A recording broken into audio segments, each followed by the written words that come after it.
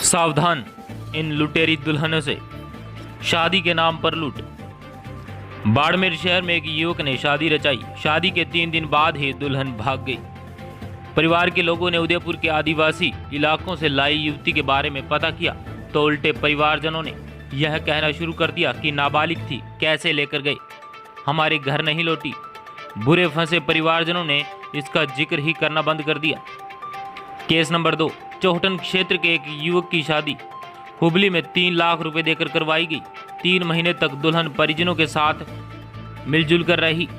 विश्वास बढ़ाया, 3 माह बाद रफू चक्कर हो गई। घर का गहना भी लेकर फरार हो गई। परिजन समाज बिरादरी की शर्म में कुछ नहीं बोले और लूटने के बाद भी पुलिस के पास नहीं गए। केस नंबर 3, बालोतरा शहर में एक अधेड़ की शादी दक्षिण भारत में करवाने के बाद दुल्हन को घर लाए। दुल्हन 1 साल तक परिवार के साथ रही। इसके बाद परिजनों ने उस पर ध्यान देना बंद कर दिया।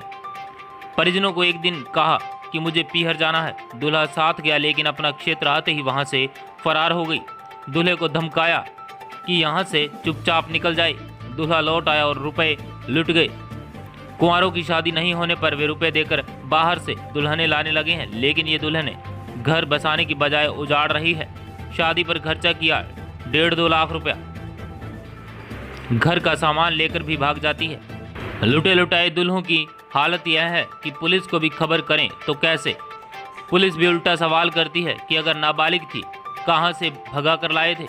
ऐसे में समाज में इज्जत जाने के डर से लुटे दुल्हे मुंह लटकाए फिर से कुंवारोपन की जिंदगी गुजारने को मजबूर हैं। लड़कियों की कमी कई समाज में बढ़ने लगी है। ऐसे में दुल्हन मिलना मुश्किल होने पर 30 से 40 साल की उम्र के लोग अब उत्तर प्रदेश, बिहार, उड़ीसा, कर्नाटक व दक्षिण भारत में शादी करा रहे हैं।